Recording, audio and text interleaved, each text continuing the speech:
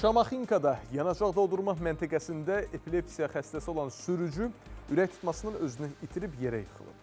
Gözünü xəstəxanada açanda isə bildirib ki, o yerə yıxılan vaxt üzərində olan 930 manat pulunu və mobil telefonunu oğruyublar. Bizi Nurlan daha ətraflı bilir, indi öz deyəcək. Burada çıxardıblar kutamı, qoyublar güya başımın altında, yerə yıxılıb qalmışam nə qədər burada. Kreditin pulunu da götürüblər cebimdən. Bir baxımlar ki, əlil adamam, yıxılmışam.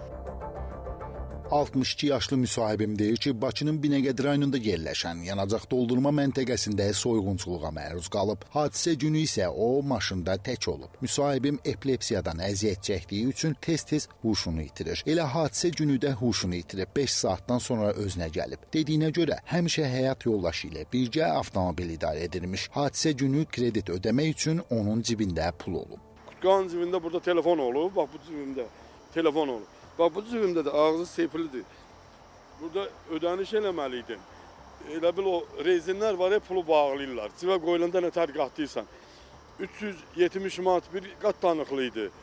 560 manat da bir. Yanacaq doldurma məntəqəsinə daxil olduq. Bildirdilər ki, hadisə anın müşahidə kameralarına tuş gəlib. Həmin görüntülər hüquq mühafizə orqanına təhvil verilib. Verilən məlumata görə mühafizə polisi əraziyə təcili yardım çağırıb. Şahlar Şıx Məmmədov təcili yardım vasitəsilə Binəqədi tibb mərkəzinə aparılıb. Qaldı ki, hadisənin kimin törətməsinə hadisə şahidlərinin verdiyi məlumata görə Şahlar Şıx Məmmədov huşunu itirərək yerə yıxıldığı zaman ona ilkin olaraq mühafizə polisi və yanacaq doldurma məntəqəsinin əməkdaşları kömək edib. Elə bu vaxtı verilən məlumata görə yanacaq doldurma məntəqəsində olan sürücülərdən biri də Şahlar Şıx Məmmədova kömək məqsədi ilə yaxınlaşıb. Ehtimal olunur ki, elə hadisəni də həmin şəxs törədib. Faktla bağlı Binəqədi rayon polis idarəsinin 7-ci polis bölməsinin əməkdaşları araşdırma aparır. Hadisənin hansı şəraitdə, kim tərəfindən törədildiyinin müəyyən edilməsi istiqamətində işlər aparılır.